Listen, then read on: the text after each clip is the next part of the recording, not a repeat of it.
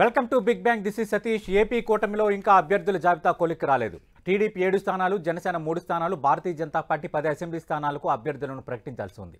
TDP ప్రకటించిన అభ్యర్థుల్లో 2-3 మారే chance ఉంది. జనసేనలోనూ అదే పరిస్థితి కనిపిస్తోంది. ఎంపీ అభ్యర్థులపైన అస్పష్టత ఆ పార్టీలో కొనసాగుతోంది. పశ్చిమలో రఘురామకృష్ణరాజు టీడీపీ నుంచి బరిలో దిగుతారా? విజయనగరం టీడీపీ ఎంపీ అభ్యర్థి ఎవరు? ఫైనల్ లిస్ట్ ఎప్పుడు రాబోతోంది? అధిష్టానాల బుజ్జగింపులకు అసంతృప్తులు మెత్తబడతారా? ఓవరాల్గా అటు కూటమిలో జరుగుతున్న రాజకీయ పరిణామాలపై బిగ్ బ్యాంగ్ డిబేట్లో మాట్లాడబోతున్నాం. చర్చలో పాల్గొంటున్నారు గ్రంథాలయ సంస్థ చైర్మన్, వైఎస్ఆర్ కాంగ్రెస్ పార్టీ అధికార ప్రతినిధిగా ఉన్న పార్టీ నేత కొండా రాజీవ్ గారు విశాఖపట్నం నుంచి, అలాగే టీడీపీ సీనియర్ నేత ఆ పార్టీ అధికార ప్రతినిధిగా ఉన్న శ్రీనివాస్ చౌదరి గారు తిరుపతి నుంచి లైవ్లో పాల్గొంటున్నారు. రైట్, శ్రీనివాస్ చౌదరి గారు, తెలుగుదేశంకు సంబంధించి ఇంకా 7 స్థానాలని ఇంకా మీరు ప్రకటించాల్సి ఉంది. పొత్తులో భాగంగా మీకు దక్కిన స్థానాల్లో దాదాపు అన్ని అభ్యర్థుల ప్రకటన అయిపోయింది. అయితే ఇప్పుడు చాలా పేర్లు మళ్ళీ తెర ముందుకు వస్తున్నాయి. 2-3 స్థానాల్లో కొంత అభ్యర్థులకు సంబంధించి అక్కడ టీడీపీ కేడర్ నుంచి అసంతృప్తి ఉంది, అక్కడ మారుస్తారన్న చర్చ ఒకటి సాగుతోంది. అలాగే అటు భారతీయ జనతా పార్టీ నుంచి నరసాపురం ఎంపీ అభ్యర్థికి అవకాశం దక్కుతుంది అంటూ ఆశించిన రఘురామకృష్ణరాజుకు ఆశాభంగం ఎదురు కావడంతో పశ్చిమ గోదావరిలో ఏదో ఒక స్థానం నుంచి ఆయన్ని అకామిడేట్ చేయడానికి టీడీపీ సమాయత్తమవుతుందని అంటున్నారు. అలాగే మీరు స్పష్టం చేయాల్సిన మరో కీలకమైన అంశం విజయనగరం ఎంపీ స్థానానికి సంబంధించి. విజయనగరం ఎంపీ స్థానానికి సంబంధించి రఘురామకృష్ణరాజు పోటీ చేస్తారని నిన్నటి వరకు ప్రచారం జరిగిన అక్కడ తూర్పు కాపు సామాజిక వర్గానికి సీట్ ఇవ్వాలని చంద్రబాబు నాయుడు డిసైడ్ అయ్యారు. విజయనగరం జిల్లా నేతలు కూడా రఘురామకృష్ణరాజు వస్తే ఇక్కడ ఈక్వేషన్స్ కుదరవు, నష్టపోతామన్న భావన వ్యక్తపరిచారని కొన్ని వార్తలు వస్తున్నాయి. వీటన్నిటిపై కొంత స్పష్టత ఇవ్వగలరా? తప్పకుండా సతీష్ గారు, మొదట మీకు టీవీ ప్రేక్షకులకి, వైఎస్ఆర్సీపీ నేత రాజీవ్ గారికి నా తరఫున తెలుగుదేశం పార్టీ మొదట నమస్కారాలు. నమస్తే అండి. రాష్ట్రంలో జనసేన, తెలుగుదేశం పార్టీ, బీజేపీ పొత్తుతో ఒక 5 ఎమ్మెల్యేలు, 4 ఎంపీ సీట్లు మేము ప్రకటించాల్సి ఉంటుంది. కొన్నిట్లో చిన్న చిన్న మార్పులు కూడా ఉన్నాయి. బీజేపీ వాళ్ళు కూడా కొన్ని ప్రకటించాలి పద్దాక. జనసేన వారు కూడా ఇంకా ఒకటి పెండింగ్ ఉంది. అంటే ఏమవుద్దంటే సర్వే రిపోర్ట్స్ ఆధారంగా కొన్ని మారుస్తున్నారు.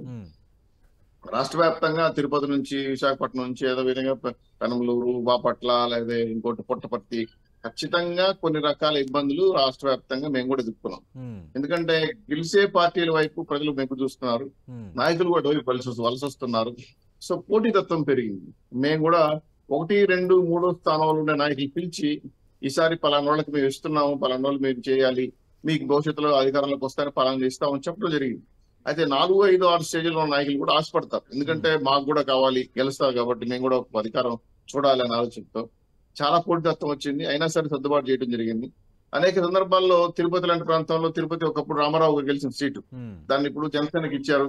అలాగే ఎంపీ సీటు గతంలో వరప్రసాద్ గా ఉన్నటువంటి వైసీపీ ఎంపీగా ఆయన పార్టీ చేరటం, మళ్ళీ ఆయన మళ్ళీ బీజేపీలో సీట్ ఇవ్వడం, ఇవన్నీ కూడా చాలా మార్పులు జరుగుతాయి. అంటే శ్రీనివాస్ చౌదరి గారు తిరుపతి అంశాన్ని ప్రస్తావించారు కాబట్టి మీ పార్టీకి చెందిన మాజీ శాసనసభ్యురాలు సుగుణమ్మ నిన్న మీడియా సమావేశం పెట్టి కంటతడి పెట్టుకున్నారు. అంటే ఒకవైపు తెలుగుదేశం పార్టీలో సంతృప్తి లేదు తిరుపతి టికెట్ జనసేనకి ఇవ్వడం పైన, 1. 2, జనసేన అభ్యర్థిగా వైఎస్ఆర్ కాంగ్రెస్ పార్టీ నుంచి వచ్చిన ఆర్ఎన్ శ్రీనివాసులు టికెట్ ఇవ్వడంపై జనసేనలో అసంతృప్తి ఉంది. అంటే అటు టీడీపీలో టికెట్ రాలేదన్న అసంతృప్తి, ఇటు జనసేనలో ప్రకటించిన అభ్యర్థిపై అసంతృప్తి. మరి ఇది క్లియర్ అవుతుందా? ఇది వైఎస్ఆర్ కాంగ్రెస్ పార్టీకి అడ్వాంటేజ్ అవుదా? తప్పకుండా. ఎందుకంటే ఇవన్నీ సర్వసాధారణంగా ఎలక్షన్ లో వచ్చే సందర్భంగా మొన్న లోకేష్ గారు వచ్చినప్పుడు మాట్లాడారు, దాన్ని అది వరకు కవర్ చేశారు. మాక్సిమం సుగుణమ్మ గారు ఏమంటారంటే, నేను గతంలో గెలిచాను కదా, నాకు అవకాశం అని అడగడం తప్పేం కాదు కదా. మీరైనా అమ్మాయిని అడగండి పెడతారు కదా.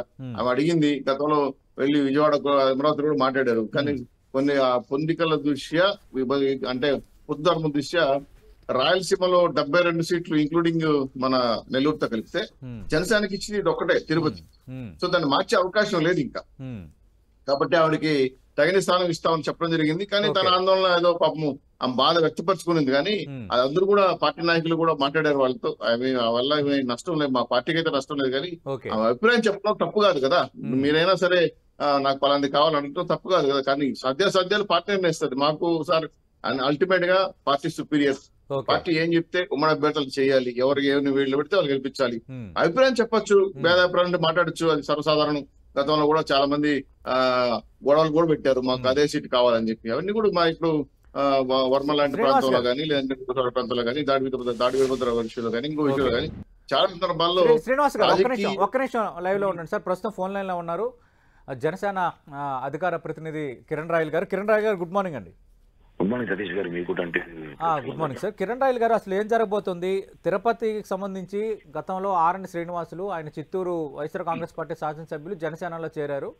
ఆయన అభ్యర్థిత్వాన్ని కొద్ది రోజుల కిందట వేదికపై ప్రకటించినప్పుడే కొంత తిరుపతిలో కొందరు నేతలు, జనసేన నేతలు కానీ, అలాగే కొంత తెలుగుదేశం పార్టీ నుంచి ఒక వర్గం కానీ భేటీ అవ్వడం, ఆయన అభ్యర్థిత్వం కరెక్ట్ కాదు, ఇక్కడ స్థానికుడిగా టికెట్ ఇవ్వాలని డిమాండ్ చేయడం ఇవన్నీ జరిగాయి. కానీ 2 రోజుల కిందట అధికారికంగా రిలీజ్ చేసిన 18 మంది జాబితాలో కూడా ఆర్ఎన్ శ్రీనివాసుల పేరు కన్ఫర్మ్ చేశారు తిరుపతి నుంచి. మరి మీకు ఓకేనా? ఇంకా అభ్యంతరాలు ఏమైనా ఉన్నాయా? మారే ఛాన్స్ ఏమైనా ఉందా? సార్, రాజకీయాలు అన్నాక కొన్ని అభ్యంతరాలు ఉంటాయి. కానీ ఇప్పుడు ఆర్ఎన్ శ్రీనివాస్ గారు ఇక్కడ జనం ఇంకా అతన్ని పూర్తిగా యాక్సెప్ట్ చేయడం లేదండి. ఎందుకంటే అతను వైసీపీ నుంచి వచ్చాడు, వైసీపీ అభ్యర్థి. ఎందుకంటే వైసీపీలో అంత మీద అనేక ఆరోపణలు ఉన్నాయి. అలాంటి అభ్యర్థికి సీట్ ఇచ్చారని చెప్పి ఒక ఆరోపణ ఉంది. ఇవన్నీ కూడా అధిష్టానం దృష్టికి తీసుకెళ్ళాము. కానీ అభ్యర్థి అయితే జనసేన నాయకులతో కలిసి మెలిసి వెళ్తున్నాడు. కానీ గెలుపోవటం అనేది ప్రజలు నిర్ణయిస్తారు. ఈ ఎలక్షన్ చాలా ఇంపార్టెంట్ ఎలక్షన్ కాబట్టి పవన్ కళ్యాణ్ గారి దృష్టికి తీసుకెళ్ళాము. గతంలో మేము కూడా అభ్యర్థి మార్చే అవకాశం మార్చాం సార్. ఎందుకంటే అభ్యర్థి మీద చాలా ఆరోపణలు ఉన్నాయి, అతను ఇక్కడ ఎలక్షన్ సరిపోడు అనే చాలా ఆరోపణలు చెప్పాం. కానీ కళ్యాణ్ గారు అన్ని సర్వేలు చేపిస్తున్నాం, సర్వే ప్రకారం సీట్ ఇచ్చాం అన్ని చోట్ల అని చెప్పాం సార్. కానీ రాజకీయాల్లో ఎప్పుడు ఏం చెప్పలేమండి. నాకు ఒకటే, నాగబాబు గారు మనం మాట్లాడుతూ అమలాపురం లాంటి సీటు నేను పోటీ చేయాలనుకున్నప్పుడు నాకు కూడా మిస్ అయింది. అంటే రాజకీయాలు ఎప్పుడు ఏమైనా జరగచ్చు కాబట్టి తిరుపతి లాంటి సీటు గెలచాల్సిన సీటు ఆర్ఎన్ శ్రీనివాస సర్వేలో కూడా ఇప్పుడు అనుకూలంగా లేవు కాబట్టి కొంచెం మార్చాల్సిన అవసరం ఉందని చెప్పి కూడా స్థానికంగా ఉన్న టీడీపీ నేతలు కానివ్వండి, జనసేన నేతలు కూడా అందరూ అడగడం జరిగింది. పవన్ కళ్యాణ్ గారు మరొకసారి సర్వే చేస్తామని చెప్పి హామీ ఇచ్చారు. కానీ అతను ఇప్పుడు తిరుగుతున్నాడు జనసేన పార్టీ ప్రచారంలో అన్నింటిలో కూడా. కానీ ఎక్కడో మాకు అనిపిస్తుంది అభ్యర్థి మారుతాడేమో అని. ఎందుకు అనిపిస్తుంది అంటే ఇక్కడ గెలుస్తాం, మా టార్గెట్ మెజార్టీ కావాలి. తిరుపతి గెలుస్తాం, మా టార్గెట్ మెజార్టీ మీద ఉంది. మెజార్టీ గల అభ్యర్థి కావాలని కోరుకుంటున్నాం. ఎందుకంటే తీసుకున్న రాయలసీమ 2 సీట్లు, ఆ 2 సీట్లు కూడా కొంచెం కాంట్రవర్షియల్ స్టార్ట్ అయింది వచ్చినప్పటి నుంచి. అవి కొంచెం సెర్చ్ చేయడానికి టైం పడుతుంది రాజకీయాల్లో. అభ్యర్థి కొత్త అభ్యర్థి చిత్తూరు ఇచ్చాడు కాబట్టి ఆయన కొంచెం ఇక్కడ లోటుపాట్లు ఉంటాయి. ఇక్కడ సీట్ ఆదించిన 10 మంది ఆకున్నారు 2 పార్టీల్లో, వాళ్ళందరినీ కూడా కలుపుకొని పోవాలి, వాళ్ళందరూ కలిసి తిరగాలి. అంటే కిరణ్ రాయల్ గారు, ఆర్ఎన్ శ్రీనివాసులు అభ్యర్థిత్వం మారుతుందన్న అంచనా ఉందా? ఎందుకంటే పవన్ కళ్యాణ్ ఒకసారి ఆయన సభావేదికగా ప్రకటించారు, ఇంకా అఫీషియల్ గా అధికారికంగా లిస్టు ప్రకటించిన దాంట్లో కూడా ఆయన పేరు ఉంది. ఇంకా మీకు అంచనా ఉందా చివరి నిమిషంలో మారొచ్చని, మీ అభ్యంతరాలకు విలువ ఉంటుందని అంచనా ఉందా? సరే, ఇక్కడ పార్టీ శ్రేణుల అభ్యంతరం కన్నా తిరుపతి స్థానికులు కూడా కొన్ని అభ్యంతరాలు ఉన్నాయి. కానీ పవన్ కళ్యాణ్ గారు ఏ నిర్ణయం తీసుకోవడానికి కట్టుకోవడానికి బాధ్యత మాకుంది. కానీ ఎక్కడో ఒక అనిపిస్తుంది, ఎందుకంటే ఒక సర్వే రిపోర్ట్ జరుగుతుంది, ఫీల్డ్ సర్వే జరుగుతుంది. ఫీల్డ్ సర్వేలో బీఫామ్ ఇచ్చే వరకు కూడా అభ్యర్థులు మారి, బీఫామ్ ఇచ్చిన మారిన రోజు చరిత్ర తిరుపతిలో ఉన్నాయి. బీఫామ్లు ఇచ్చి క్యాండిడేట్లు మార్చే చరిత్ర తిరుపతిలో ఉన్నప్పుడు ఇలాంటివి మారుతాయన్న ఆలోచన ఉంది. కానీ ఫైనల్ ఎవరిచ్చినా జనసేన పార్టీకే సీట్ అయితే జనసేన పార్టీ అభ్యర్థిని గెలిపించుకుంటాం, అది మాత్రం పక్కా. ఎవరికి సీట్ ఇచ్చినా జనసేన గెలిపించుకుంటాం. అంటే ఎవరికి సీట్ ఇచ్చినా జనసేనని గెలిపించుకుంటాం అంటున్నారు. బట్ ఆర్ఎన్ శ్రీనివాసులకు టికెట్ ఇస్తే కొంత తిరుపతి ప్రజల్లో కూడా కొంత గుడ్ రిపోర్ట్ లేదు, సర్వేలు కూడా అనుకూలంగా లేవు. అలాగే ఆ అభ్యర్థిత్వం పైన మీరు కొంత టీడీపీ నేతలు అభ్యంతరం కూడా వ్యక్తం చేశారు. ఒకవైపు ఎవరికి సీటు ఇచ్చినా పొత్తు ధర్మం పాటిస్తామంటున్నారు, గెలిపించుకుంటామంటున్నారు. మరోవైపు అభ్యర్థి పైన టీడీపీ నుంచి అభ్యంతరం ఉంది, జనసేన నుంచి అభ్యంతరం ఉంది. ఇది 2 మ్యాచ్ కావట్లా సార్. అంటే ఒకటి సార్, పార్టీ ఆదేశించేది పనిచేసిన బాధ్యత ఒక పార్టీ ఇన్ఛార్జి నాకుందండి, ఉంది. కానీ స్థానికంగా ఉన్న ప్రజల అభిప్రాయం కూడా తీసుకోవాల్సిన బాధ్యత మాకుంది. ఈ అన్ని అభిప్రాయాన్ని పవన్ కళ్యాణ్ గారి దృష్టిలో పెట్టాం మేము. కళ్యాణ్ గారు చూస్తున్నారు, చంద్రబాబు గారు కూడా చూస్తున్నారు, జరుగుతా ఉంది. చివరిగా ఫీల్డ్ సర్వే అయిన తర్వాత ఇతనికి గెలుస్తాడని సర్వే వచ్చినప్పుడు ఖచ్చితంగా పనిచేయాల్సి వస్తుంది. కానీ అభ్యంతరాలు రాజకీయాలు ఉంటాయి.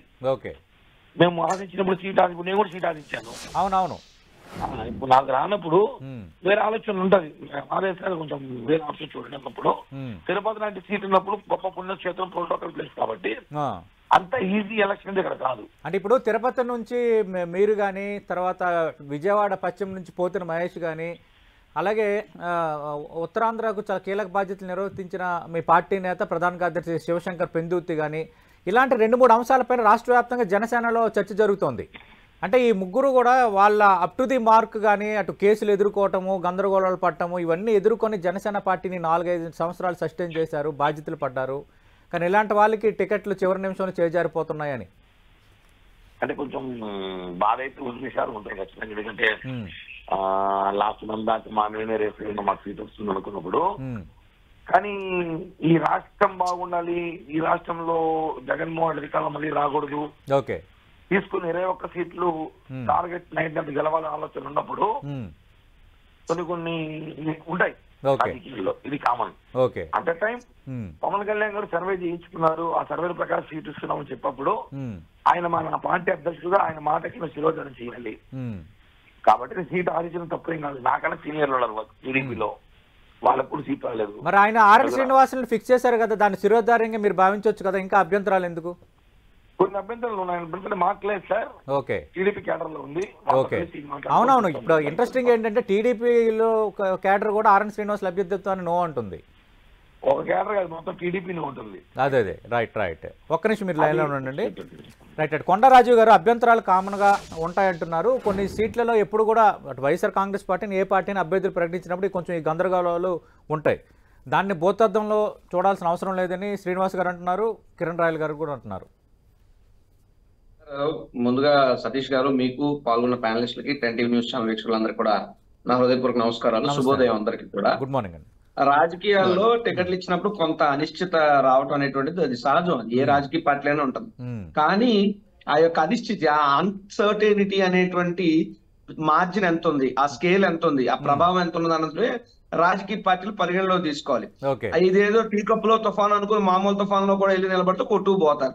ఇప్పుడు ప్రస్తుతం తెలుగుదేశం, జనసేన పార్టీలు లేదా బీజేపీ పార్టీలు, ఈ 3 పార్టీల కూటమిలో వస్తున్నటువంటి టీ కప్ లో తుఫాను కాదు, వాళ్ళను ముంచేసే తుఫాను. అది తెలుసుకోకపోతే అది వాళ్ళ ఇష్టం. ఓడిపోయేందుకు వాళ్ళు సిద్ధపడితే దానికి మాకేం అభ్యంతరం లేదు. మేము టార్గెట్ 175 గా పెట్టుకుని మేము ముందుకు వెళ్తున్నాం.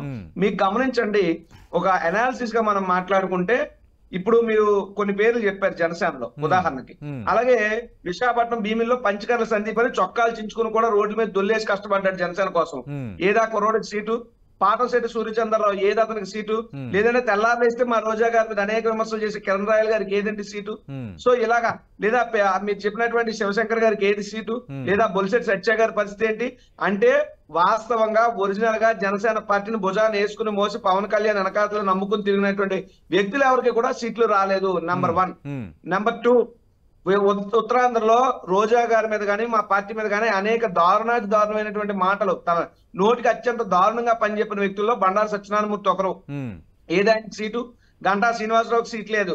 లేదా తూర్పు కాపు సామాజిక వర్గానికి ఉత్తరాంధ్ర తెలుగుదేశం పార్టీకి పెద్ద దిక్కుగా ఉన్నటువంటి మాజీ రాష్ట్ర అధ్యక్షుడు కిమిడి కళా వెంకటరావుకి దిక్కు లేదు. ఆయన విషయంలో విజయనగరం ఎంపీ గానీ లేదంటే గజపతి నగరం అసెంబ్లీ స్థానానికి కేటాయించే అవకాశం ఉందంటున్నారు. అక్కడ కొండపల్లి శ్రీనివాస్ అనౌన్స్ చేసినప్పటికీ రిపోర్ట్లు అనుకూలంగా లేవు కాబట్టి కిమిడి కళా వెంకటరావు గజపతి నగరం అభ్యర్థిగా రంగంలో దిగొచ్చు అనే చర్చ జరుగుతుంది. సార్ మీరు ఒక మాట గమనించండి సార్, కిమిడి కళా వెంకటరావు అనే వ్యక్తి ఆ పార్టీకి సీనియర్ నాయకుడు, రాష్ట్ర అధ్యక్షుడే కదా. బుచ్చయ్య చౌదరి గారు లాంటి ఆయనకి సీట్లు ప్రకటించేసి ఆయన కోసం ఎన్ని తిప్పలైనా ఉప్పులైనా పడిపోయి ఆ సీటును కాపాడుకోగలిగినటువంటి చంద్రబాబు నాయుడు గారు ఓ తూర్పు కాపు సామాజిక వర్గానికి చెందినటువంటి నాయకుడిని ఎందుకండి ఎంతకాలం వెయిట్ చేపిస్తారు? ఇదంతా ఈ ప్రాంతంలో వస్తున్నటువంటి చర్చ. ఇందులో వాళ్ళ పార్టీలో వాళ్ళు ఎవరికి సీట్లు ఇచ్చుకోవడం మాకు సంబంధం లేదు, వాళ్ళ చెప్పుల్లో కాలు పెట్టే అవసరం నాకు అంతకన్నా లేదు. మీకు ఎగ్జాంపుల్ చెప్తున్నాను. అలాగే బీజేపీ పార్టీ చూడండి, ఉదాహరణకు ఒక జీవీఎల్ నరసింహారావు గారు సుమారు 2 ఏళ్ల నుంచి కూడా విశాఖపట్నం పార్లమెంట్ అభ్యర్థి స్థానం కోసం అతను కష్టపడుతున్నాడు. అలాగే ఒక విష్ణువర్ధన్ రెడ్డి గారు, లేదా ఇలాగ ఆ పార్టీలో కూడా ఒరిజినల్, అంటే ఇక్కడ ఒరిజినల్ బీజేపీ వాళ్ళు ఎవరికి అవకాశాలు రాలా, కేవలం ఇంపోర్టెడ్ క్యాండిడేట్స్ కే వచ్చింది. ఎవరండి? సీఎం రమేష్. సీఎం రమేష్ కి అనకాపల్లికి ఏంటంటే సంబంధం? ఎక్కడ కడప, ఎక్కడ ఉంటారంట, ఏం మేము అంత చేతగానే ఉన్నామో నాకు అర్థం కాదు. మళ్ళీ అది చాలదేనట్టు ఆ రఘురామకృష్ణరాజు గారు ట్రిపుల్ ఆర్ అని అన్నారు. ఆయన రఘు రామకృష్ణరాజు అనుకుని ట్రిపుల్ ఆర్ కొత్త అర్థం చెప్పాడు చంద్రబాబు నాయుడు గారు. ఏంటంటే రఘురామకృష్ణరాజు ట్రిపుల్ ఆర్ అంటే టికెట్ రాదు, రాబోదు, రానివ్వరు. ఇది చంద్రబాబు నాయుడు గారి వ్యూహం. ఆ రఘురామకృష్ణరాజు నరసాపురంలో చల్లని రూపాయలు తీసుకొచ్చి మా విజయనగరం ఎంపీగా కూడా పెడతాం అనేటువంటి ఆలోచన చేస్తున్నారంటే, మా ప్రాంతం, మా ఉత్తరాంధ్రలో మాకు రాజకీయం చేత కదా, మాకు బతకడం చేత కదా, తిండి తినడం చేత కదా, ఏంటి మా ఉత్తరాంధ్ర మీద పరాయి ప్రాంతం వాళ్ళు పెత్తనం నేను అడుగుతున్నా. సో వాళ్ళు ఇచ్చి ఇది నా వర్షన్ కాదు, ఇది పబ్లిక్ వర్షన్. Okay. ఇప్పుడు మీరు అన్నారు అంటే రాజీవ్ గారు అనుకుంటున్నారండి. 2014 లోక్సభ ఎన్నికల్లో అప్పటి మీ పార్టీ గౌరవ అధ్యక్షులు వైఎస్ విజయం కూడా విశాఖపట్నం నుంచి పోటీ చేశారు కదా. I'm not denying. నేను ఇక్కడ మీరు గమనించండి, అలా చరిత్రను చెప్పుకోవటం మొదలు పెడితే విశాఖపట్నం రాజకీయ చరిత్రలో సుమారు 40 సంవత్సరాల పైమాట అయ్యింది. స్థానికుడికి ఒక బీసీకి ఎంపీ సీట్ ఏ పార్టీ అయినా కేటాయించి సుమారు 40 ఏళ్ళు అయింది. What a fate of Visakhapatnam, మా దౌర్భాగ్యం. బట్ ఈ రోజు మా తలరాతలు మారాయి. బొత్స ఝాన్సీ గారు ఒక బీసీ, ఒక మహిళ 2 పర్యాయాలు ఎంపీ చేసి జిల్లా పరిషత్ చైర్మన్ గా విజయనగరం చేసి ఉత్తరాంధ్ర ప్రాంత వాసికి విశాఖపట్నం ఆడపడుచు వైజాగ్ గాజువాకలో పుట్టింది ఆవిడికి ఈ రోజు జగన్మోహన్ రెడ్డి గారు ఎంపీ సీట్ ఇచ్చారండి. చెప్తున్నాం కదా, మార్పు తీసుకొచ్చాడు మా నాయకుడు. మీకు దమ్ముంటే చేయండి అలాగా. ఏ విశాఖపట్నంలో ఒక బీసీ నాయకుడు లేడా? జనసేన, టీడీపీ, బీజేపీ ఉమ్మడి కూటమికి పెట్టడానికి ఎంపీ అభ్యర్థిగా ఒక అమ్మవారు, ఒక పెద్ద సామాజిక వర్గం వరకు ఇతర ప్రాంతాల నుండి వలస వచ్చినటువంటి భర్త లాంటి వ్యక్తి మీరు సీట్ ఇచ్చుకుంటారా? అది మీకు మాకు ఉన్నటువంటి తేడా. నేను కాదంటున్నా, చరిత్ర ఉంది. ప్రతి రాజకీయ పార్టీ కూడా విశాఖపట్నం నేను ఎగ్జాంపుల్ గా చెప్పా. 40 years సార్ విశాఖపట్నం చరిత్ర. పురంధరేశ్వరి గారు ఎవరు ఏ సామాజిక వర్గం, నేదురుమల జనార్దన్ రెడ్డి గారు ఎవరు ఏ సామాజిక వర్గం, సుబ్బరామరెడ్డి గారు ఎవరు ఏ సామాజిక వర్గం, జేడి లక్ష్మీనారాయణ ఎవరు ఏ సామాజిక వర్గం, ఇలా చెప్పుకుంటూ పోతే ఏంటంటే విశాఖపట్నం మీద ఈ పరాయి ప్రాంతం వాళ్ళ పెత్తనాలు నాకు అర్థం కాదు. మేమే అంత చేతావాత కాక ఉన్నామా? సరే, ఈ రోజు మా నాయకుడు మా స్థానికులకి ఇచ్చాడు అవకాశం. బంపర్ మెజార్టీతో బొత్స ఝాన్సీ గారు మేము ఎంపీగా గెలిపించుకుని చూపిస్తాం. శ్రీనివాస్ చౌదరి గారు, రాజకీయ పార్టీ అయినా ఉండొచ్చు సార్, ఏ రాజకీయ పార్టీ అయినా ఉండొచ్చు. అంటే రాజకీయ పార్టీలు అనిశ్చితి కామన్ అని అంటున్నారు రాజీవ్ గారు. కానీ అంటే తెలుగుదేశం పార్టీకి సంబంధించి ఈ విజయనగరం విషయంలో ఎందుకు అంత గందరగోళం పడుతున్నారు? అశోక్ గజపతిరాజును పోటీ చేయమని అడిగారు, ఆయన అయిష్టత ప్రదర్శించారు. ఇప్పటికీ అభ్యర్థిని ఖరారు చేసుకోలేకపోతున్నారు. బంగారాజు పేరు, గేదెల శ్రీనిబాబు పేరు వినిపిస్తుంది, కళా వెంకట్రావు పేరు వినిపిస్తుంది. లేదు సడన్గా రఘురామకృష్ణరాజు కూడా అక్కడ నుంచి అభ్యర్థిత్వం ఆశించారు. అక్కడ నేతలు రఘురామకృష్ణరాజు వస్తే పార్టీకి నష్టం కలుగుతుంది, ఇక్కడ ఈక్వేషన్ కుదరదని చెప్పారని. రఘురామకృష్ణరాజుకు పశ్చిమ గోదావరిలో ఏదో ఒక నియోజకవర్గం కేటాయిస్తారని కొన్ని వార్తలు ఉన్నాయి. ప్రధానంగా చర్చ ఏంటంటే కిమిడి కళా వెంకట్రావు, బండారు సత్యనారాయణమూర్తి వీళ్ళందరూ కూడా ఉత్తరాంధ్రలో టీడీపీ అంటే గుర్తుకొచ్చే 4-3 స్థానాల్లో ఉన్న నేతలు. అలాంటి నేతలకు సంబంధించి ఒకటి బండారు సత్యనారాయణమూర్తికి ఇంకా పొత్తుల్లో భాగంగా కొన్నిసార్లు అలా జరుగుతుంది. పొత్తులో భాగంగా ఆయన టికెట్ సైడ్ అయిపోయింది. ఇప్పుడు కళా వెంకట్రావు పరిస్థితి ఏంటనేది, ఇప్పుడు హెచ్చర్ల ఆయన నియోజకవర్గం, దానికి సంబంధించి క్లారిటీ లేదు. 2 విజయనగరం ఎంపీ ఇస్తారా ఇవ్వరా తెలీదు. 3 గజపతి నగరం అసెంబ్లీ స్థానాన్ని ఇస్తారని మళ్ళీ ఈ రోజు కొన్ని వార్తలు కొన్ని పత్రికల్లో వచ్చాయి. దానిపై క్లారిటీ ఇస్తారా? సతీష్ గారు, మీరు చర్చ పెట్టేటప్పుడు మా పార్టీ అభ్యర్థులు కొంతమంది టికెట్లు ఇవ్వలేదని చెప్పారు. ఇది బాబు గారు స్వయంగా చెప్పారు. గతంలో మేము పొత్తుల దృష్ట్యా కొంతమంది సీనియర్ నాయకులు, త్యాగాలు చేసుకున్న నాయకులు, కేసులు పెట్టుకున్న నాయకులు కూడా మేము సీట్లు ఇవ్వలేకపోతున్నాము. వారికి అధికారం వచ్చిన తర్వాత తగిన విధంగా మేము గౌరవిస్తామని చెప్పడం జరిగింది. అయితే ఇంకో విషయం కూడా మనం చూడాలి కదా. గతంలో గడప గడప తెలుగుదేశం తిరగని వ్యక్తి, గడప గడపకు తిరుగుతానన్న వైఎస్ఆర్సీపీ నాయకులు రోజా గారు తిరగలేదు, బొగ్గన రాజేంద్ర తిరగట్లేదు, బాలినేని శ్రీనివాసరెడ్డి తిరగలేదు. అదేవిధంగా నాగేశ్వరరావు గారు కానీ, మా దూలం నాగేశ్వరరావు గారు కానీ, జీఆర్ నాయుడు గారు కానీ వీళ్ళంతా చాలా మంది తిరగల. కానీ 3-4 సార్లు వార్నింగ్ ఇచ్చిన మళ్ళీ వాళ్ళు సీట్లు ఇచ్చారు సిట్టింగ్ ఎమ్మెల్యేస్ గారు. అది వాళ్ళ పార్టీ వ్యవహారం చేసుకోవచ్చు. అదేవిధంగా మా పార్టీలో కూడా ఏంటంటే మేము సీనియర్స్ కి ఎక్కడ కూడా అవకాశం ఇవ్వకూడదనే ఉద్దేశంతో కాదు. ఈ రోజు పొత్తు ధర్మం 3 పార్టీలు కలిసాయి. ఈరోజు తిరుపతిలో కూడా మా అభ్యర్థి పాత అంటే మాజీ ఎమ్మెల్యే గారు ఆ అసంతృప్తి వ్యక్తం చేశారు. తిరుపతి ఆ ఒక్కటి అభిప్రాయం చెప్పినంత మాత్రం తిరుపతి క్యాడర్ ఎవరు ఆయనకాని వెళ్ళిపోరండి. పార్టీ మాకు సుపీరియర్ క్లియర్ గా చెప్తున్నాం. పార్టీ నాయకులు ఏది చెప్తే అది అమలు చేస్తాం. ఉమ్మడి అభ్యర్థి ఎవరు నిలబెడితే వాళ్ళు గెలిపించుకుంటాం. అంతేగాని అసంతృప్తులు ఉన్నాయి, మా అభిప్రాయం చెప్పాము, వేరే చెప్తాం అంటే ప్రెస్ మీట్ చెప్పినంత మాత్రాన పార్టీ అనేది మారిపోదు. గతంలో కూడా చాలా సందర్భాల్లో మీరు కిమిడి కళా వెంకట్రావు గారిని మీకు గుర్తించలేదు అంటున్నారు. ఆయన చాలా పెద్ద స్థాయిలో అధికారం ఇవ్వబోతున్నాం, ఆయన మంచి గౌరవప్రదమైన పాత్ర కూడా ఇవ్వబోతున్నాం. ఆ విషయం పెద్దలతో కూర్చొని మాట్లాడారు. మాకు ప్రాబ్లమ్స్ లేవు. మా పార్టీ నాయకుల్ని ఎవరిని ఎక్కడ పెట్టాలి, ఏ విధంగా సర్దుబాటు చేయాలి మేము అవగాహనలో ఉన్నాం, ముందుకెళ్తాం. అలాగే పిఠాపురం విషయంలో వర్మ గారు చెప్పే ప్రాబ్లం వచ్చినప్పుడు కూడా మేము చాలా పెద్ద ఎత్తున డిస్కస్ చేసి సాల్వ్ చేసుకోవడం వచ్చాం. ఇదే విశాఖపట్నం కావచ్చు. ఇంకోటి ఏంటంటే మా రాజీవ్ గారు చెప్తూ మాట అంటున్నాడు విశాఖపట్నం పారాయణలో వస్తున్నారు కదా. రఘురామకృష్ణరాజు పశ్చిమ గోదావరి జిల్లాలో ఏదో ఒక అసెంబ్లీ సీటు కేటాయించవచ్చు అంటున్నారు. అది కన్ఫర్మ్ కావచ్చా? ఎవరికి? రఘురామకృష్ణరాజుకి సార్ 100% సార్. ఎందుకంటే రఘురామకృష్ణరాజు గారు వైఎస్ఆర్సీపీ ఎంపీ. ఆయన ఇప్పుడు అనకాపల్లికి ఇస్తే వాళ్ళకి ఉపయోగపడతాడు, సాక్షి టీవీలో కూర్చొని మాట్లాడచ్చు, అవకాశం ఇస్తారు కానీ అది లేదు, శత్రువు మిత్రుడు అన్నట్టు. ఈ రోజు వాళ్ళు ఇవ్వలేని పక్షంలో మీరు చేయలేమంటే ఆయన బీజేపీ నాయకులను ఆశ్రయించాడు. బీజేపీ వాళ్ళు లిస్ట్ ఇస్తారని చూశారు, ఆ లిస్ట్ లో ఆ పేరు కనపడలేదు.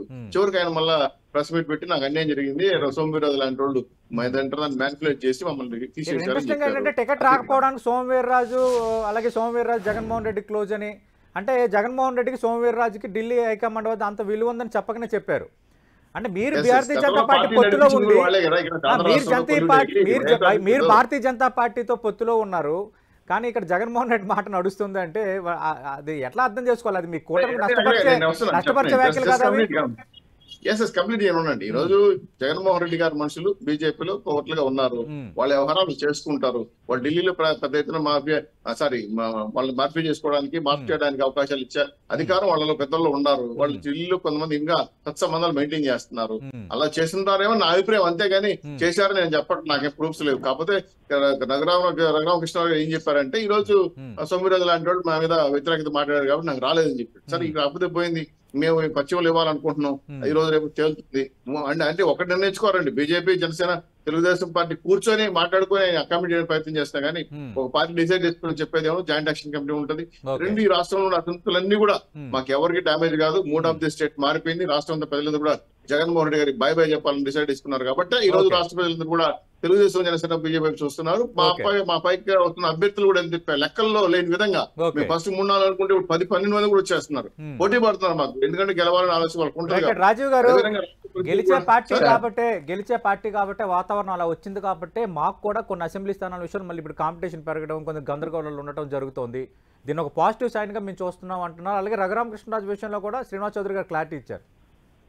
సార్ ఇక్కడ మనం ఒకటి గమనించాలి, మీరు సీనియర్ జర్నలిస్ట్, మనందరం రాజకీయాలు సుదీర్ఘంగానే చూసిన వ్యక్తులు. జనరల్ గా రాజకీయ పార్టీ ఈవెన్ కాంగ్రెస్ పార్టీ అంటే 1% ఓట్ బ్యాంక్ లేని కాంగ్రెస్ పార్టీకి కూడా మేము పోటీ చేస్తాం అంటూ నామినేషన్లు బీఫారాలు కావాలంటూ క్యూలు కడతారు ఆఫీసులకి. ఈవెన్ కేఏ పాల్ గారి పార్టీకి కూడా ఉంటాయి. ఇది ఎలా ఉందంటే టికెట్లు ఎక్కువ మంది అడిగితే మేము అధికారంలోకి వచ్చేస్తాం అన్నటువంటి ఊహాజనతంలో వాళ్ళు ఉంటే వాళ్ళ ఇష్టం. సార్ ఒకటి, నామినేషన్ వేసినంత మాత్రాన గెలిచినట్టు కాదు, డిపాజిట్లు వచ్చినంత మాత్రాన ప్రభుత్వాన్ని ఏర్పాటు చేసినట్టు కాదు. ఈ యొక్క వ్యత్యాసం తెలుసుకుని వాస్తవాలు ఎరిగి రాజకీయాలు చేసుకోవటం ఏ రాజకీయ పార్టీకైనా మంచిది అన్నటువంటిది నా ఉద్దేశం. రెండోది, నా అనాలిసిస్ ప్రకారం if I am not wrong, మీరు తర్వాత భవిష్యత్తులో మళ్ళీ మనం చర్చలు పెట్టుకుందాం, దీని మీద ఖచ్చితంగా వస్తాయి. ఇప్పుడు వీళ్ళు పెట్టుకున్నటువంటి పొత్తులు గెలుపు కోసం కాదు. I'm again on my record. ఇప్పుడు పెట్టుకున్నటువంటి బీజేపీ, టీడీపీ, జనసేన పొత్తులు 2024 ఎన్నికల్లో గెలుపు కోసం కాదు. మా చేతుల్లో ఘోరంగా ఓడిపోయిన తర్వాత చంద్రబాబు నాయుడు గారు అవినీతి కేసుల్లో మళ్ళీ సిబిఐకో ఈడీకో జైలుకి వెళ్తే ఐటీకో రక్షించుకోవడానికి బీజేపీ పంచన వీళ్ళు చేరారు. ఏ పార్టీ వాళ్ళకంత ఫలం బీజేపీ వారికి ఆంధ్రప్రదేశ్ లో లేదు కాబట్టి రేపు ఓడిపోయిన తర్వాత ఇదే తెలుగుదేశాన్ని జనసేనని వాళ్ళల్లో అంటే బీజేపీలో విలీనం చేసుకుని సౌత్ లో ఆంధ్రాలో బీజేపీ ఒక మెట్టు ఎదగడానికి వాళ్ళు పెట్టుకున్నారు. వీళ్ళ పొత్తులు after election and after the defeat in election కోసం తప్పితే ఎలక్షన్ కోసమో ఎలక్షన్ లో గెలవడానికి కోసమో కాదు. నేను ఇంకోసారి చెప్తున్నా, ఇచ్చినటువంటి సీట్లు అక్కడ జరుగుతున్నటువంటి పరిణామాలు నిశ్చితంగా రాష్ట్ర ప్రజలు గమనిస్తున్నారు. మేము బ్రహ్మాండంగా నియోజకవర్గాలకు అన్ని సీట్లు ప్రకటించేశాం. ప్రతి నియోజకవర్గంలో కూడా అన్ని మా కార్యక్రమాలు జరుగుతున్నాయి. మా నాయకుడు బస్సు యాత్రను తిరగబోతున్నారు. వీళ్ళు ఇంకా సీట్లు సర్దుబాటులోనే కొట్టుకుంటున్నారు. కాబట్టి పొత్తుల ఎత్తుల్లో వీళ్ళ చిత్తం ఒక తప్పదు. గెలుపు మాది. 175 కొట్టాలనేటువంటి లక్ష్యంతో మేము పనిచేస్తున్నాం. కాబట్టి వాళ్ళ గొడవ వాళ్ళకు ఉండొచ్చు తప్పితే ప్రజలు మాత్రం అన్ని గమనిస్తున్నారు. ప్రతి దానికి భగవంతుడు స్క్రిప్ట్ రాస్తాడు. నోరు ఉంది కదా అని ఇష్టానుసారం వ్యవహరిస్తే రఘురామకృష్ణరాజు లాగా చాలా ఇబ్బంది పడతారు. భగవంతుడు అన్ని చూస్తాడు అనేటువంటిది రఘురామకృష్ణరాజు ఒక ఎగ్జాంపుల్ గా ఈ రోజు ఆంధ్రప్రదేశ్ రాష్ట్ర రాజకీయాల్లో చర్చ అవుతుంది. ఇంకోసారి దయచేసి రఘురామకృష్ణరాజు వైసీపీ ఎంపీ అనద్దండి. ఆయన వైఎస్ఆర్ కాంగ్రెస్ పార్టీ ఎంపీగా గెలిచినా గడిచినటువంటి 4.5 కూడా చంద్రబాబు పంచన చేరాడు. పచ్చ మీడియాలోనే ప్రతిరోజు డిబేట్లు మాట్లాడాడు.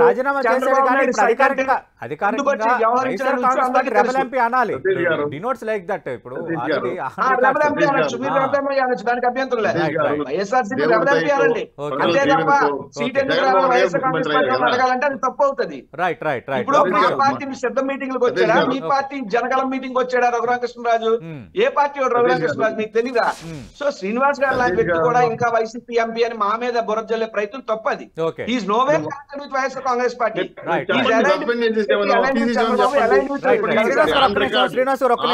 పార్లమెంట్ లో వైఎస్ఆర్సీపీ ఎంపీ రఘురామకృష్ణరాజు టెక్నికల్ గా ఆలోచించండి. ఈ రోజు on record YSRC MP suspend చేయలేదు కాబట్టి మీ సౌకర్యం కాదనట్లేదు. అయితే ఒక విషయం రెబల్ ఎంపీ అంటామంటే ఆ పార్టీకి సంబంధించి ఆ పార్టీ టికెట్ మీద గెలిచి ఆ పార్టీ ఎంపీ రెబల్ ఎంపీయో వాళ్ళ ఎంపీ వాళ్ళ ఇష్టం మనకు అనవసరం. పేర్లు మనకొద్దు. అయితే ఒకటి మాత్రం తెలుసుకున్నా, ఈ రాష్ట్రంలో 3 అభ్యర్థి సెట్ మారిపోయింది. 3 పార్టీలు కరెక్ట్ అంటే విజయం మా వైపు ఉంది. వైనాట్ 175 మా రాజు గారు చెప్తున్నా కానీ వైఎస్ఆర్ చెప్పినా ఎవరు చెప్పట్లా. విశ్వసనీయత అదేంటంటే చెప్పని చెప్పి సమాధానం లేవు. రాష్ట్ర వ్యాప్తంగా ఇంకా సమాజం ప్రశాంతంగా లేదు. దేవుడి దయతో ప్రజల దీవెనతో ముఖ్యమంత్రి జగన్మోహన్ రెడ్డి గారు దీవెనలు ప్రజలకు లేవని కదా మా బాధలు. ఎక్కువగా తిరుపతి పైన చర్చ జరుగుతోంది. అలాగే మీ పార్టీకి సంబంధించి మచిలీపట్నం నుంచి బాలశౌరి అన్నారు, ఇప్పుడు ఆయన అవనగడ్డకు పంపిస్తారంటున్నారు. కాకినాడకు సంబంధించి కూడా అవసరమైతే స్వాప్ చేసుకుంటామని పవన్ కళ్యాణ్ మొన్న ఒక ప్రకటన కూడా చేశారు. ఎందుకు ఇంకా ఈ అస్పష్టత కంటిన్యూ అవుతుంది? ఇంకా కొన్ని నియోజకవర్గాలు ఇంకా మీరు ఒక 3-4 నియోజకవర్గాలు ప్రకటించాలి. సతీష్ గారు తిరుపతి శ్రీనివాస్ గారు ఒక్క నిమిషం సార్. శ్రీనివాస్ గారు కిరణ్ రాయల్ గారు మాట్లాడుతున్నారు. ఒక్క నిమిషం సార్. ఒక నిమిషం సార్ చెప్పండి. మాట ముగిచ్చాను. తిరుపతి విషయం ఎవరైనా అభిప్రాయాలు చెప్తే పార్టీ వ్యతిరేకంగా శిక్ష అర్హులు 100% చెప్తున్నా. సస్పెండ్ చేశారు బారేస్తారు, రిమూవ్ చేశారు బారేస్తారు.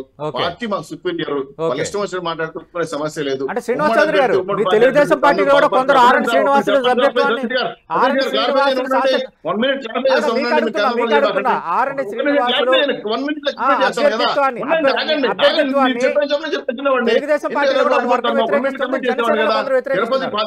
పార్టీ కట్టుబడి ఉంటుంది. రాష్ట్ర వ్యాప్తంగా ఎవరు కూడా గందరగోళం పడాల్సిన అవసరం లేదు.